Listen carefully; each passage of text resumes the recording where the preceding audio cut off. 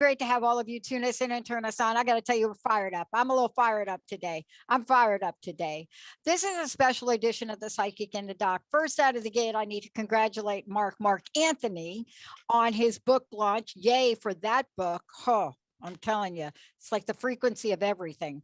And we have a very special show today. I love this. You know, I've been on a couple of calls today, speaking with people that want to bring their voice to the network, all different walks of life.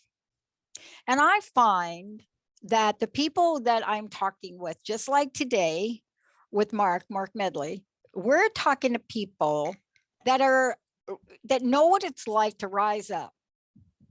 And I want to tell you what I mean by that, Marc Anthony and Marc Medley, both Marks.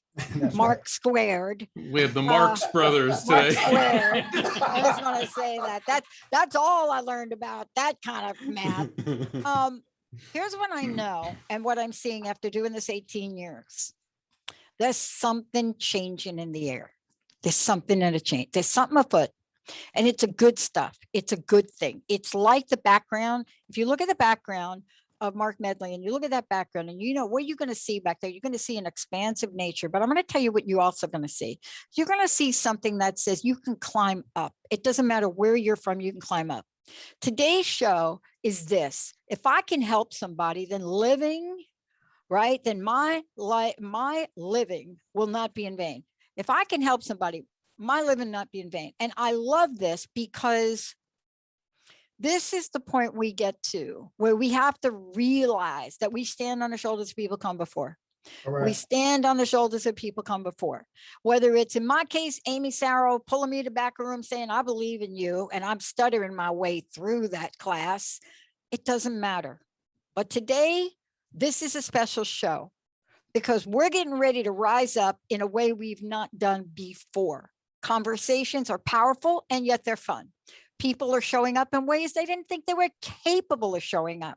We are more. Whatever you think you are more than that. That is what today's show is about. Right, Marc? It absolutely, absolutely is. Absolutely is. And, you know, one of my heroes is Gandhi, who was a lawyer who left that behind to pursue a much more spiritual path. And he once said, be the change you wish to see in the world. And our guest today is the living embodiment of that change, and in so many ways, a modern day Renaissance man. Professor Marc Medley is a principal of an elementary and middle school and the Saturday morning talk show host of the Reading Circle with Marc Medley. He attended the William Patterson College in Wayne, New Jersey, where he earned a Bachelor's of Arts degree in Business Administration, and he holds a Master's in Corporate and Organizational Communications degree from Fairleigh Dickinson University and a Master's in Education Leadership from William Patterson University. He's also studied leadership courses at Princeton and Harvard and serves on the advisory board for Universal Right Publications. But Professor Medley is also the principal of the Young Men's Leadership Academy. And this is an awesome organization that we're going to talk about today. And he is listed in several Who's Who's publications and acknowledged for his excellence as an educator and intellectual. He's received numerous awards, some of which include the New Jersey Air National Guard Outstanding Soldier of the Year. Thank you for your service. The state of New Jersey's Department of Education's Governor's Teachers Recognition Award, Teacher of the Year Award, and Alpha Man of the Year Award. Welcome to the Psychic in the Dock, modern day Renaissance man, Professor Marc Medley. Great to have you here. Welcome aboard. Well, I tell you what, it is great to be here. I know, and many times with our greetings, a lot of times people will say, good to see you. And a lot of time we'll respond back, good to be seen. So I'm glad to be here with you. Yeah. You know, before we get into the nitty gritty, all right, Alpha Man of the Year Award, that one I got to ask about.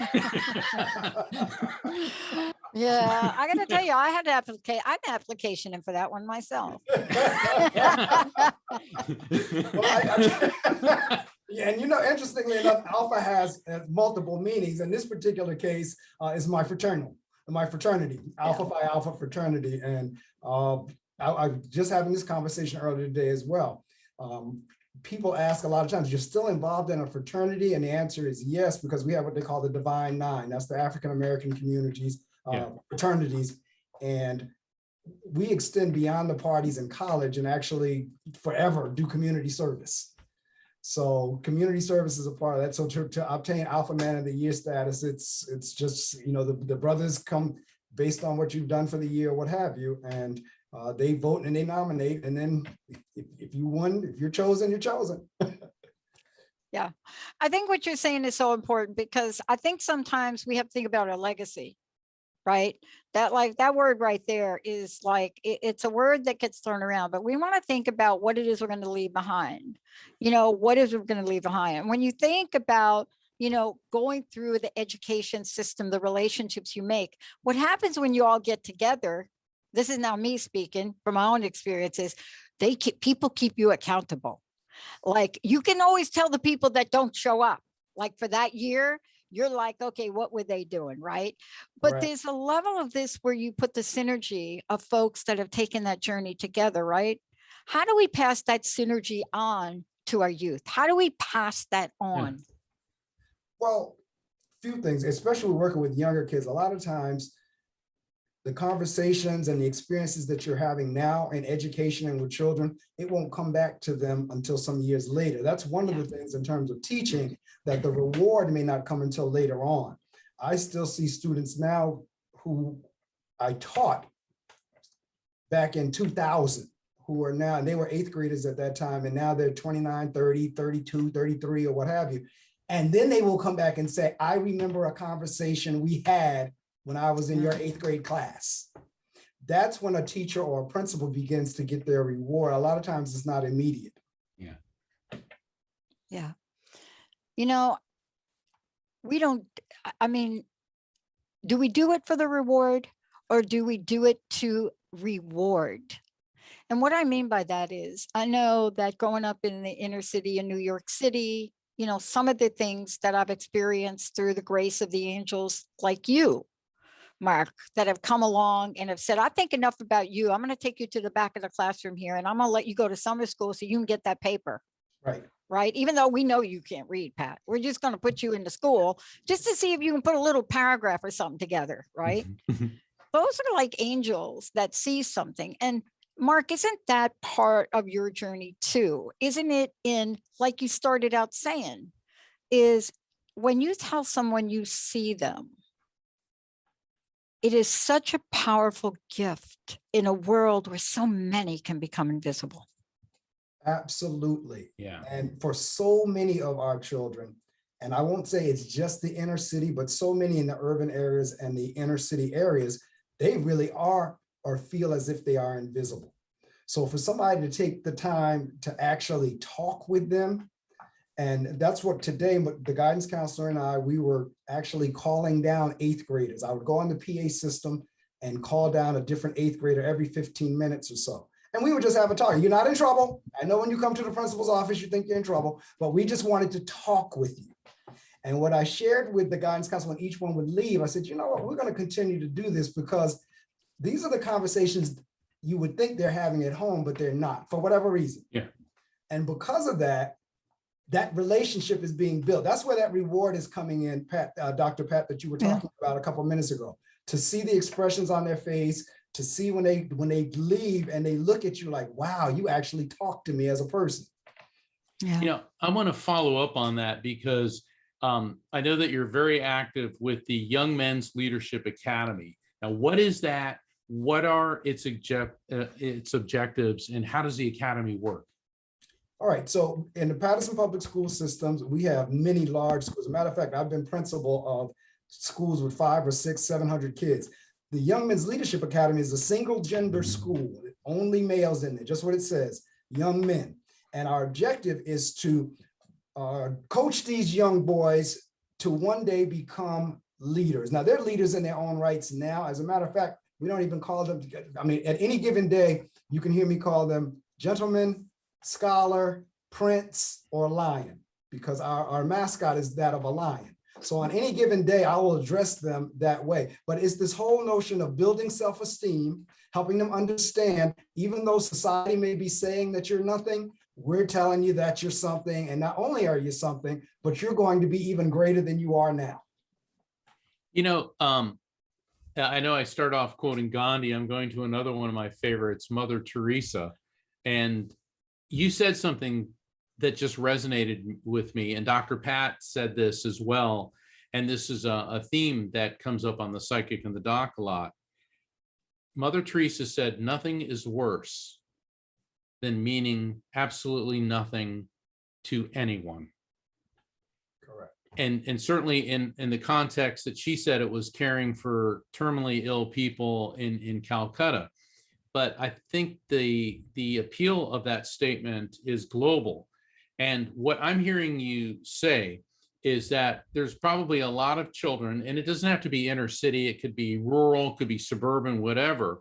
And even kids that grow up on paper, you know, the mom and the dad, you know, and everything on paper looks great, but they're just marginalized, or they're not validated, or nobody listens to them. And that's what it sounds like is the Young Men's Leadership Academy is not only listening, but validating. Absolutely. You're absolutely on point. You're absolutely correct. As a matter of fact, we do a lot of work with social emotional learning, SEL. We do a lot of work with restorative practice, restorative justice. We try to get away from suspensions, if you will. We not to say that they're not held accountable, not to say that consequences aren't levied when needed, but we really don't want to do the what they call the prison, what do they call it? The pipeline to prison. We really don't want to set that up thinking that, you know, if you do something wrong, automatically you're punished or you're suspended. And I've been in schools where, again, I've had the highest suspension rate in the district, but in this particular area, we're trying to help the boys understand, we're going to teach you the way to go. If you make a mistake, we expect you to learn from it. This is where that whole notion of, I don't have a problem with you making a mistake, but I do look for you to learn from the mistake you made. So Mark, to your point of being validated, yes, a lot of our children, simply because they come from single moms or single parent homes, have already been written off. They've been written off in society, and now they're coming out. So that's the other thing we give it to school too. The majority of my teachers are males. They have the opportunity to be exposed to a male figure that they may not be getting at home. Yeah. I have to tell you, it's really powerful. You know, if you go up in a family where you have a single parent, and we're seeing this more and more and more. I mean, this is across the board. We're just the divorce rate, kids that are being, you know, put into situations where they have one parent or another or not any. And a lot of times, they don't have a male figure, right? We have to figure that out. And I think that's what you're doing. We have to figure that out, because in the absence of that, there are so many other, let's say, imagery and things out there that could fill that in for you, but not like in a good way. Yeah. And so what you're talking about is helping somebody understand that the mistake you make today is going to be the catalyst for your greatest success in the future. Correct. If you're getting the right mentorship. Correct. Yes. Absolutely. I couldn't agree with the both of you more. And I can give real time situations. I had a conversation with a child today. We were talking about dropping out of high school. Child says, well, you have a lot of rappers who became successful. They dropped out of high school. I said, don't be deceived. And I helped them understand, you know what, if you don't know how to count your money, somebody's going to take your money. You're a money manager. Oh, I'll get somebody to money. But if you don't know how much you're supposed to have, if they take some of it, you will never know. So this is where math and accounting and everything else that we're trying to teach you comes in. You need to know how to count your money if you're going to make a lot of money. I was a criminal defense lawyer, and I'll say one thing about a lot of my uneducated clients. Boy, did they know the metric system really well. Okay. Because if you sell a gram of this or That's it, right. a kilo of that, man, they knew that down, and they knew their geography, usually as it related to Central and South America, because of where the drugs came from, Right. but aside from that, you're absolutely correct. And, you said something about punitive measures, and I reviewed the YMLA handbook, which applies to students as well as teachers. And here's something that I found really fascinating. Homework is an opportunity to extend student learning beyond the school day and may be assigned to promote the development of study skills, effective time management, independence, responsibility, and academic confidence. Teachers may not assign homework as a form of disciplinary action. Now, I went to Catholic school my first 6 years, and they're really into discipline, okay? And they used homework. I remember one time there was this one kid, he did something and it really aggravated the teacher, who was a nun. And she said, well, I'll just call him Michael. Michael has no homework tonight. And he's sitting there like he got off. He goes, but everyone else has double homework tonight. That's a different twist.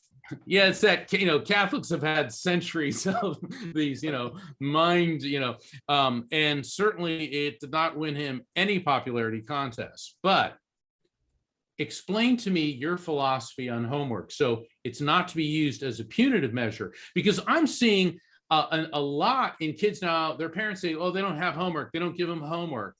And it's like, I can't fathom. I mean, I went to law school. Both of you have advanced degrees, PhDs. I mean, I cannot fathom any type of education without some form of homework. Marc, Professor Medley, what is your philosophy about homework, and why is it not to be used as a punitive measure? Well, the thinking with homework is just like if you were to take it to a sport, that homework actually is your practice, that if you want to get better at anything, you have to practice. And so when you have homework, you're actually getting a chance to practice what the teacher gave you in the classroom. So that's the thinking behind it. And you don't have to have 50 problems. This is what we discussed with the teachers. They don't have to have 50 problems to determine whether or not they know the concept. Maybe you'll give 5, maybe you'll give 8, but you don't need 50 of them to give that. Now, in terms of it not being punitive, and I'm real big on this, particularly with reading and math, because you don't want the child to associate something negative with something that they ought to, at some point, learn to love. Now, as you know, for the most part, everything that I do is reading related. So yes. I definitely don't want to have a child associating, when I want to read a book or when I'm reading a book, I'm now associating the reading of the book with something negative. Wait a minute, I had to read 10 chapters for punishment. So now you've turned me off to reading, or I had to do 50 math problems. Now you've turned me off to math. So I'm constantly encouraging the teachers, don't ever tag an assignment or reading or math and assign it as punishment, because I don't want the child in their mind to connect punishment with something that we're hoping that they learn to love. Dr. Pat, I see that look on your face. There's a story there.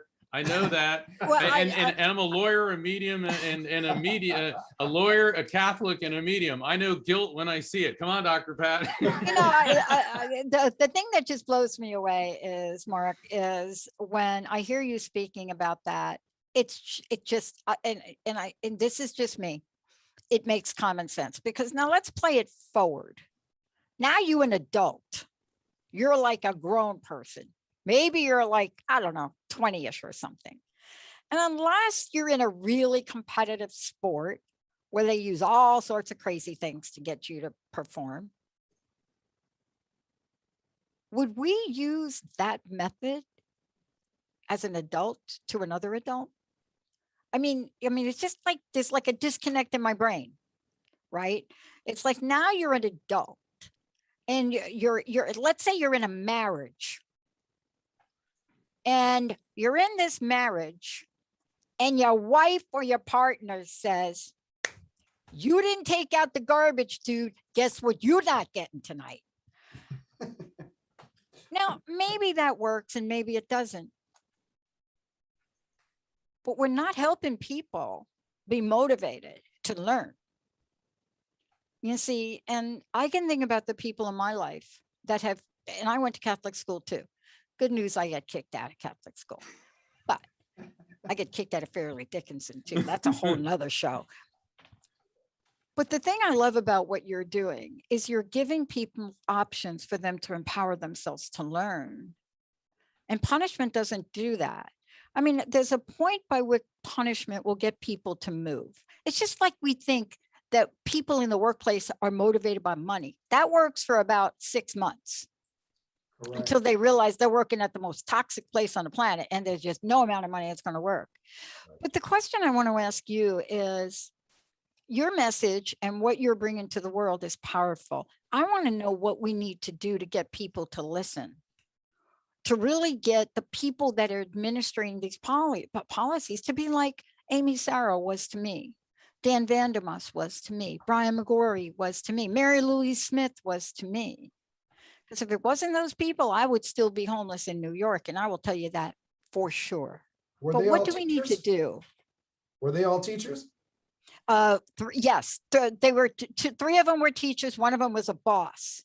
Now, see, the reason I'm asking that question is because we probably will not remember who won the Super Bowl a couple of years ago, but you'll remember your grammar school teachers. Yes, I will. Yep. And so in terms of how do we get that across? One is by compassion. Others is just having the conversation, and you need folks to move into positions that kind of think this way. I am constantly being challenged to move up another level, and I'm constantly saying I'm good where I'm at this moment. But the argument people are making is we need more people to think like that in the decision-making areas. So one thing, the conversations need to be had, the modeling needs to be had. Folks need to see the different, and that's what we're looking for at the Academy, is to try to show folks the difference between our methodology versus traditional methodology. Because once folks start seeing, wait a minute, I see he's getting a lot more out of these boys over here than I'm getting over here. What is he doing? And then you start sharing with, well, you know, we don't suspend. What do you mean you don't suspend? I didn't say we didn't have consequences. I said we don't suspend. So once folks start saying, well, what do you do then? Okay, we work things out different ways. We do a lot of talking. We do a lot of circle talking. We do a lot of, you know, everybody has to be restored and made whole. You know, so not only is it, you know, I just say, I'm sorry. Everybody who is offended or aggrieved has to now be made whole again. They have to be restored. So if the child offended the teacher has to be restored. Child offended a classmate has to be restored. If a parent had to be involved, parent has to be restored. Everybody that was a part of it has now become restored. So to answer your question, Dr. Pat, it really is more people learning and applying and being open-minded, not necessarily having the fixed mindset and you know, versus a growth mindset. Yeah, I got to tell you, I don't know. I really don't know much about where we are with the whole suspension thing, but I will tell you this. I remember getting suspended myself and my other 2 sisters. My other 2 sisters, they were just, you know, there's a word for that. They would blow up the bathrooms with cherry bombs. Those are my other 2 sisters. I remember those things. Yeah, you remember that? But I remember us getting suspended, and my stepmama, she grabbed us and drug us right into the principal and said to the principal, "You are rewarding my children by suspending them." The Right. principal looked at her. She said, do you know that the best thing you could give them, the gift you give them, is telling them that they don't have to come to school? I said, That's I don't, correct. and she said, I don't care where you put them. I don't care what class you put them in. It doesn't matter. Keep them here. Because what you're teaching them is if they just get a little bit sideways, they don't have to come to school. Then they get a little bit more, they don't have to come to school. Then we were like the revolving door of suspension until my mom went in there and said, this is not working. And as I said earlier, I've been on both sides of the table. I've been in schools with 400, 500, 600 kids and had the highest suspension rate in the district because I had really challenging schools. This particular school is smaller, so I've seen wherein having levied so many suspensions, nothing changed. Yeah. Whether they got the suspension out, they still came back and did the same behavior when they came back from the suspension. So now that I'm doing this the other way, where we're actually getting a chance to talk and to process, and as you said, empower, like, okay, talk to me a little bit about what's another choice you could have made here. Yeah. And then as we go move forward, the next time you're in this situation, I'm going to be looking to see, did you make that choice, or what choice did you make? And again, it puts the onus back on the child to really kind of think and reflect. Like, okay. And the empowering piece that you were just talking about absolutely is there. That I'm sorry, go ahead. Go ahead, Well, Mark. I'm sorry. Go ahead. No. It's fascinating because, I grew up in an era when if a kid was bad, in school, you got hit or you got subjected to these. And what I've seen is if you beat a dog enough, it's just going to become vicious. Correct. And then as an attorney, I saw that with juvenile clients that were treated badly, and then they're in my office as adults. So when you say there's consequences and you talk to them, it looks like it's not just how you deal with the student, but it's a whole integrative approach, like everybody connected. How does the consequences, instead of calling them punishment, how do the consequences for negative behaviors, how does that work? Well, again, a lot of people confuse punishment and accountability, because you're still going to be accountable. Now, because like I had a couple of kids fighting the other day and we didn't suspend, and we haven't given them their consequences yet. And everybody's waiting to see what it's going to be. And again, the guidance counselor and I are sitting there, let me see, because we have corporal punishment. There's a lot of things we can't do that Mark, they could do when we were small, they can't do now. Yeah. But there are some things that we can do that they will hate having to do. I have a carpet soon as we come into my front door, there's a carpet there. And I'm big on first impressions. So it's kind of like I've worked with the custodians and said, I want this carpet clean at all times when folks are coming in the front door. So I was talking to the guidance counselor and I said, maybe that's going to be their assignment for a little bit. They're going to have to come down and sweep the carpet every hour or so. Now, they are not going to want to sweep this carpet in front of their classmates. So if I can work it away and it helped them understand, well, this is preparing you for a job. Like the discipline and everything, because this is another thing, not to go too off point. Somebody said something about discipline. If you look at the definition of discipline, the definition of discipline is to teach. The definition of discipline is not punishment. No, that's where disciple comes from. Right. We use the words interchangeably. And that's where people get really messed up, because they think discipline is about, as Mark, as you just said, being hit or being suspended or what have you. I've been in schools where the teacher send a kid to my office and I'll talk to them and send them back. They'll get in the teacher's room and say, I sent the child and Mr. Medley, he didn't do nothing. Like, yes, I did. I talked to the child. Look, I want to take a short break. When we come back, I want to talk about the word mastermind. Yes, indeed. I had a really interesting experience with this. I want to talk about this and, talk about also, what you're bringing forward to not just help motivate, encourage people, to really change the landscape of the way we even think about this, right? Because modeling is so important, but to get groups of adults to think about modeling and to really see what that looks like in incremental steps is so important. Love to talk to you. Before we go to break, what's the best way for people to find out more about you, to listen to your shows, all of the above? Okay, the best way to, the hub I call it, it would be my website, and which is my name, MarcAMedley.com, MarcAMedley.com. That's where Marc Anthony and I kind of differ in terms of he's Marc with a K, I'm Marc with a C, but it's MarcAMedley.com. That's the best way because that's linked to all of my sites and everything is there. There's an 800 number there, contact form there. The radio show is on Saturday mornings here on the East Coast. I'm actually on the air from 6 to 9 a.m. and my guests appear at 7 a.m. And that's on gobrave.org, GOBRAVE.org. And that's it. They can get that from the website as well. So if they go to my website, everything's there, marcamedley.com. I love it. And Marc Anthony as well. Marc, why don't you give out your website and then we're going to take a short break. And when we come back, we'll take your questions.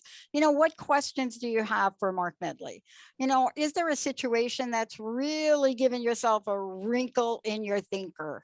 Marc, how do people find out about you and tell them about how to get a copy of your book? My website is the same as my book, which is afterlifefrequency.com. And, you know, I have to share something.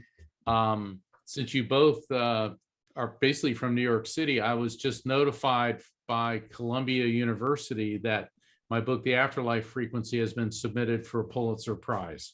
Wow, congratulations. So, I'm like, this week has just been dizzying. So if people want to find out about my book, booking a reading with me, signing up for my newsletter, I believe in one-stop shopping like Marc Medley, afterlifefrequency.com.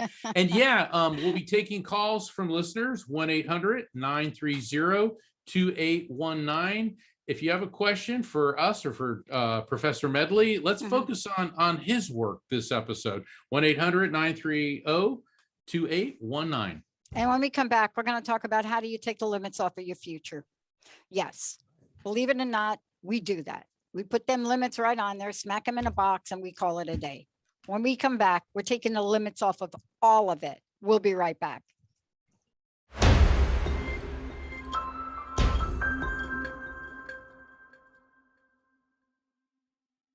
Yeah, boy, I'm loving it. Welcome back, everybody. You're listening to The Psychic and the Doc. And we have a very special guest today, really super. Today, listen to this. If I can help somebody, then my living will not be in vain. That is with our guest today, Marc Medley. And when we say those words, it's one thing to say them. It's another thing when you step out and you commit to that life.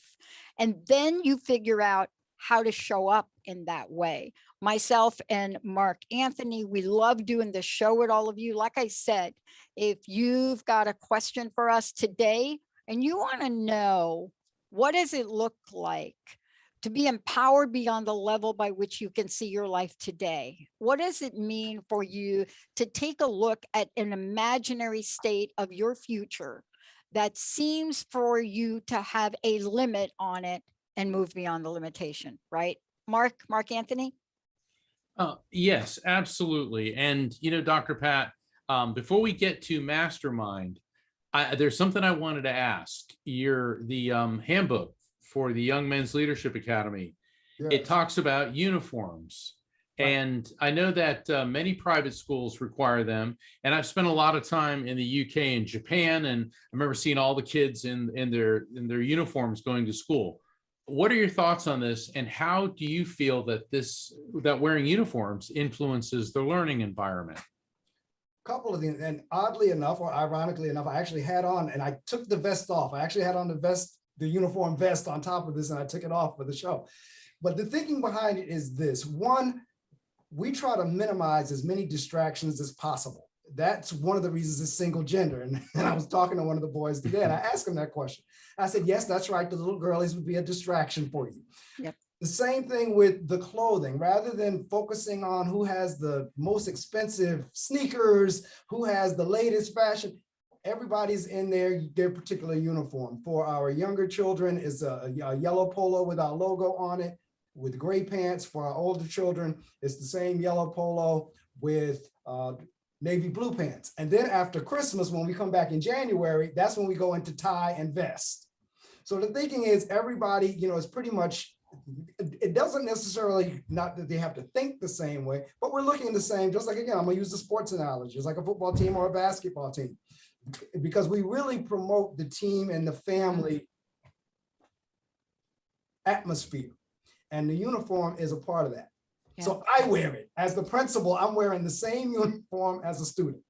You know, I'll say this about uniforms for the people who are complaining about them.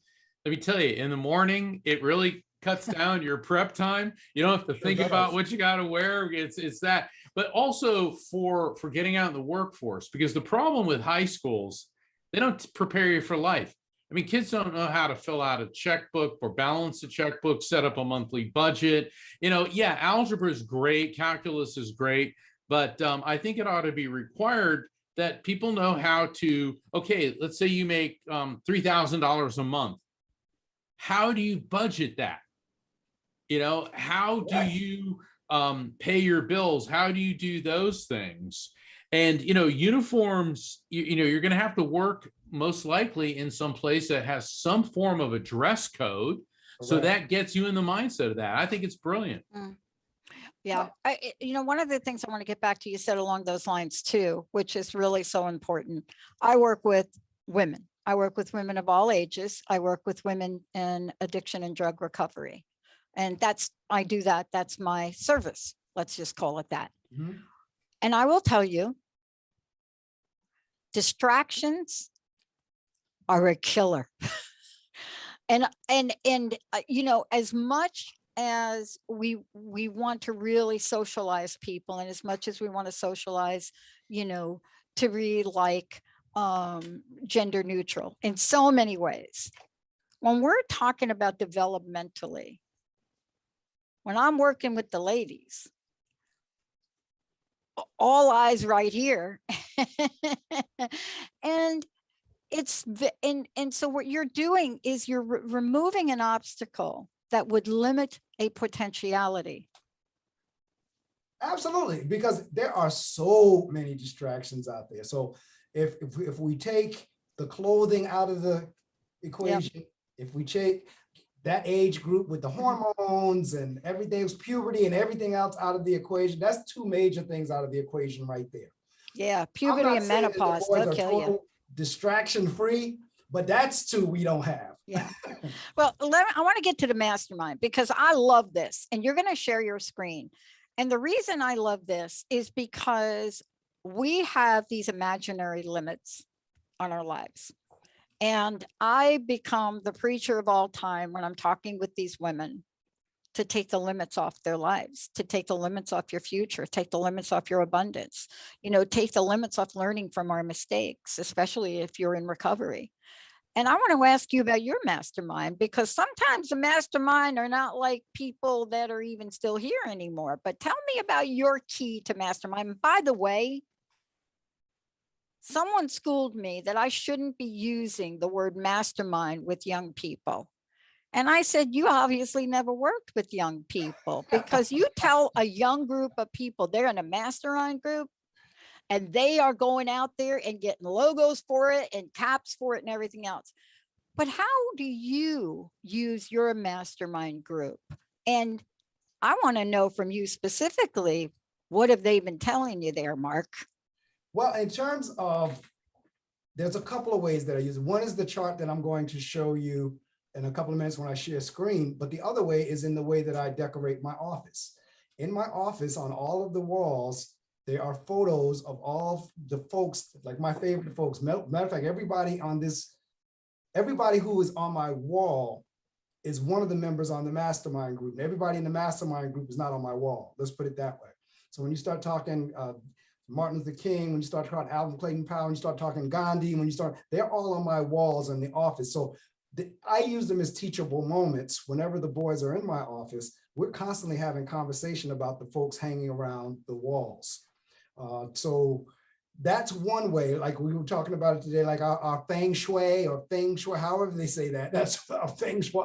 That's the environment that's created in the office. It's for motivation and inspiration. But then I have, for me personally, and again, I'll share these same people with the boys, is an actual chart that I put together with almost like me sitting at a table or a round table with advisors. And I try to help the boys. And you were talking earlier about mentors. Well, that's part of it. It's like folks mentoring. So I have folks who are my mentors, whether they're living or dead, folks that have been here and transitioned, or folks who are still here.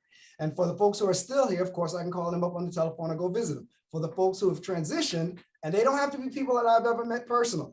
They could be the famous people. As I said, I have the Martin Luther Kings, the Gandhis, the Mother Teresa's, Jesus, Chuck Yeager, Clara Hale, Jackie Robinson. I have, Michelle Obama, Napoleon Hill, Dale Carnegie. Those are the folks, if you look at the chart, you'll see on there, Malcolm X, Nelson Mandela. And it's a wide variety of folks with their beliefs, thoughts, and their actions. So whenever in many instances, when I'm faced with a situation that I'm really having to think on, I'll be looking to these folks to kind of talk to me. What would you do in this situation? How should I handle this? Doesn't it really talk to the effect that we are all really connected in more ways than we can imagine, and help is always a breath away? I had a mentor that told me that. I never understood it till I was way older. But she would always say, Pat, you're going to get it someday. Help is going to be a breath away. And you hear it, but I never forgot it. You notice I didn't forget that. Even though it took me like a decade to figure out what she meant. But health is always a breath away. And what you're really helping people understand is we're never really alone, are we? Correct. That, and I think, Mark, I've seen it in his book of multiple places about energy never dying. Right. So these folks, even though some of them have been gone for years from the face of the earth, their energy is still here. You know what? I'm looking at all these people, and this is something that Dr. Pat and I have been talking about throughout the show, The Psychic and the Doc, but particularly in the last, I'd say 5 or 6 episodes. Yeah. Fear. Every single one of these people were confronted with frightening scenarios, and bravery isn't the absence of fear. Courage isn't the absence of fear. It's doing it even though you're afraid. Correct. And that is a message that we try to get across to the boys as well, because, nobody wants to act as if they're afraid. And what we try to help them understand, and again, my mom will be 83 next week, God bless. And from the time I was a child, she and my dad always told me and my sister, think for yourself. Yep. And in many instances, the boys will come to my office and the first thing they'll say is, everybody else was doing it. And Mark, to your point, that's where we'll get into that courage thing. Like, well, do you understand how much courage it would take for you to stand up and say, I understand that's what you all want to do, but I'm not doing that. I'm not going down that road with you. I want to focus on my studies. I don't want to play around today. That takes more courage. Or if one of your classmates hits you and you choose not to hit back, that takes more courage not to hit back. It's easy to hit back. It's tough to sit there and take a hit and not hit back. And I tell them all the time, look, you could tell your classmate, boy, I'd love to tighten you up right now, but because we're in this school, I'm gonna make the choice that I'm not going to do that. Yeah. I introduced you using Gandhi, and Gandhi was so brilliant because he said the way we're going to get the British out of India is not to hit back. And somebody once said, well, you're passive resistance. He said, there's nothing passive about it. Correct. It is nonviolent, non-cooperation. He said, the only way the British can dominate us, 300,000 British soldiers were holding down 300 million Indians at the time. He says, because we cooperate with it. When you cooperate with injustice, when you cooperate with poverty, when you cooperate with oppression, you allow it to happen.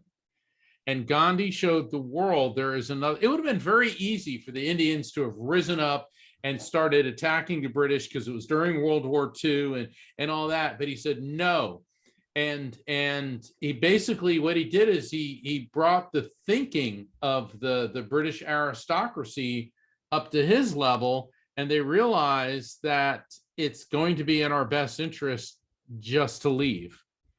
And so I find it very interesting that you said, if somebody hits you, yeah, you want to hit them back. And I'm Italian, so I've got that genetic predisposition, that Tony Soprano gene in there. And that's what we have to overcome. That's what you have Jesus on your list. You have Maya Angelou, you have Mother Teresa, you have all these very inspiring people of mastermind. You know, when Jesus said, do unto others as you'd have them do unto you. Well, that sounds nice, but that's a lot harder. It's very, I mean, all these things are, and that's what I'm saying. It's easy. It's real easy to hit back. That's the easiest thing you can do. That's the easiest thing to do. To not hit you back when you know you want to. It's tough not to retaliate when you know you want to. I love this conversation because I wonder if you've done this. I want to just hear this, because when I work with the ladies, they always ask me, we talk about mastermind groups, and, you know, certainly I'm going to really take a look at what you're doing there. They could really benefit from that. But they always ask me, do you have a modern day mastermind? Do you have somebody you're watching in the modern day? And I always feel bad, you know, because I always bring forward who I'm watching, who has inspired me most in 2021, 2020, 2021. And they look at me like, well, we thought you would say this one, and you, but who you just said? Angela Merkel? You said who? What? Merkel? And I said, yeah, look her up. Go to Wikipedia, go look her up. And I said, by the way, not only look her up, listen to a couple of things she says. Now, and they look, and they come back, and we come back, and the response is always different, but it's usually, she's from Germany. I said, yeah, yeah, last I checked. That's right. And I said, find somebody in your own modern day time. I said, if you'd asked me when I was a youngster, when I was your age, I would have said Bob Dylan. Right. I would have said Bob Dylan. And they're like, who? And I would have said, yes, Bob Dylan. Blowing in the wind. That's right. The answer, my friend, is blowing in the wind. But isn't it important for the youth that you work with, these young men, to find the hero within themselves? Yes, it is. And the heroes in the world. This is the thing. And I love this because, especially since I know Mark, and as I assume you as well, deal with synchronicities. So the fact that this conversation is coming up with the same words that I said earlier today, again, sharing with students, we were talking about leadership because it's a leadership school. And we said, well, this is the deal. We're trying to help you lead yourself, because if you can't lead yourself, you're never going to be able to lead anyone else. Yeah. Same holds true if you don't love yourself. You're not going to be able to really have intimate relationships or love anybody else. And then the other part of that is, well, if you don't love yourself, how can you expect somebody else to love you? All right. But from the leadership standpoint, when we were having our little coaching session, we said, let us help you understand what we're trying to do here. We're trying to help you be able to lead yourself. So that discipline that we were just talking about, not hitting back whenever you want to hit back, that's leading yourself. Yeah. Yeah. And once you demonstrate it, now the other classmates see you do that and they say, whoa, wait a minute, such and such didn't. Now that, okay, you know, maybe since he didn't, I'll try not to hit back too. I want to talk a little bit about this, and Mark, I'd love for you to get your questions in here too. I'm a big believer in second chances. I really am. Yeah. And people always ask me, I'm starting to talk about this, and this is a really odd thing that happened to me. I've been talking about a boss of mine that gave me a second chance, and I just found out he passed away in September, but I've been talking about him for a month on air. And it was a tough lesson for me. It was a really tough lesson for me, because I didn't understand about work. I didn't understand about respect. And he taught me that in 5 minutes. And I want to ask you about this, because you pick up a book and it says it takes years, but I can remember moments in my life by someone like you, you know, Principal Mark, someone like you, moments that I never forgot. How do we change that story? Well, okay, the part about moments you'll never forget, that is one of the beauties of education and teaching. I did an exercise with our teachers. We had a retreat over the summer. And the exercise was they had to describe and tell me an experience with their favorite teacher, and describe and tell me an experience with their least favorite teacher. These folks, they're like in their 40s, 50s, 60s, 70s. They still could remember that experience from when they were a child. I bet. Both. the positive one and the negative one. And what I discovered was a lot of the stories that they told in their negative popped out in some of the behaviors that I see in them as they teach. Wow. A lot of the style that they teach in, I saw it jump right out from their stories of negative experiences with teachers. But at the same time, when they gave their experiences with the positive teacher, they never forgot. So as teachers and educators, everything that we do with children, they do not forget. We may not think they forget, or we may think they forget, but they don't. There's an exercise whenever at graduation time I do with the 8th graders. We have some downtime from graduation practice. I said, you have an opportunity to mimic or mock or imitate anybody in the building. And when I tell you the kids can imitate us, they had my walk, my talk, my laugh. They had other staff members. My point is, when we think they're not watching us, they are. When we think they're not paying attention to us, they are. Because if you ask them to, all right, I want you to imitate Mr. Medley. They had me down to a T. Things that I had no idea they were watching or paying attention to, they had it. So how does that happen? Dr. Pat, I know a lot of times in church we will say the only Bible some people will see is your life. Oh yeah. They're not going to pick up the book. They're not going to read, but they do see your lifestyle. Yeah. So as we model and as we, walk our walk, talk our talk, and they line up, that's whenever you start seeing folks begin to say, I want to be like, that's the other thing. And you were talking legacy earlier. That's the other thing about teaching is like the hope is always that whether we're bringing guest speakers or whether it's one of us, that the child will say, I want to be like such and such whenever I grow up. Yeah.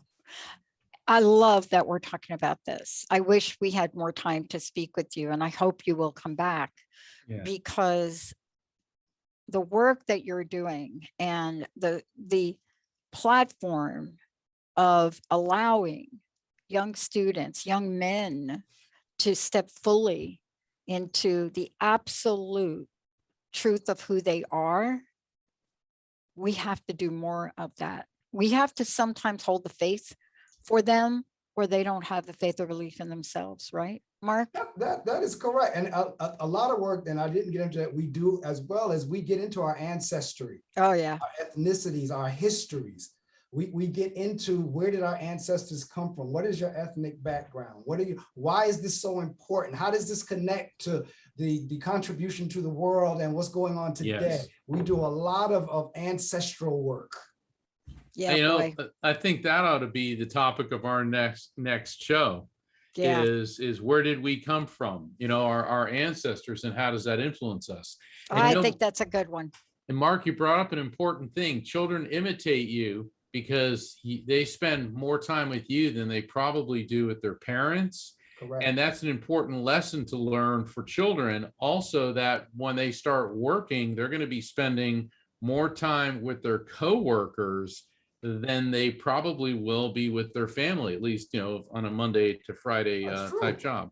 So I know we're running out of time, and Professor Marc Medley, thank you so much. And folks can find you at Marc, M-A-R-C-A, Medley, MEDLEY.com. Correct. And I'm highly suggesting to all of our listeners, please check out marcmedley.com.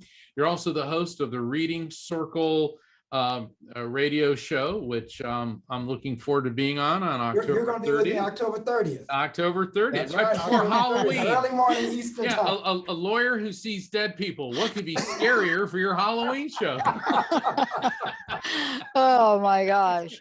Oh, thank you so much, Mark. Really quickly, what's your personal message, Marc Medley? What do you want to leave us with today?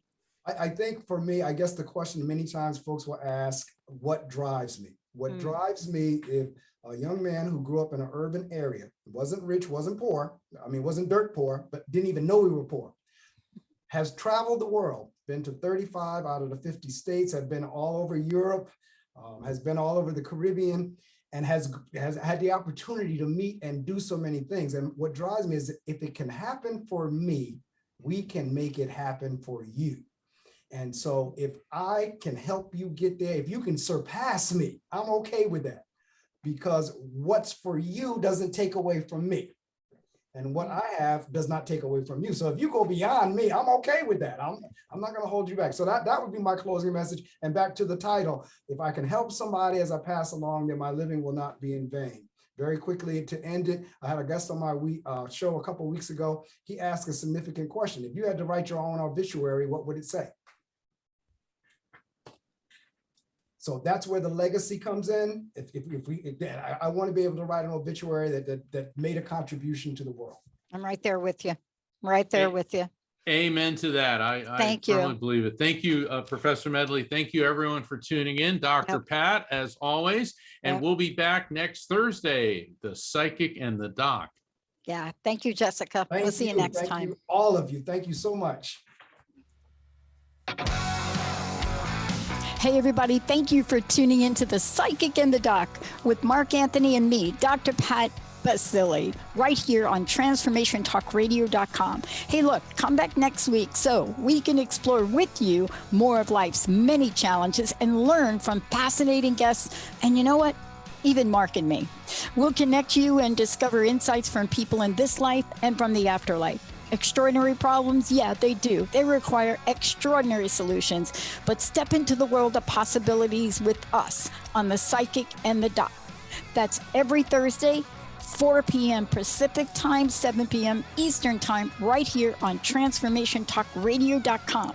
That's transformationtalkradio.com. And don't forget, we're also live face-to-face on facebook.com, Transformation Talk Radio.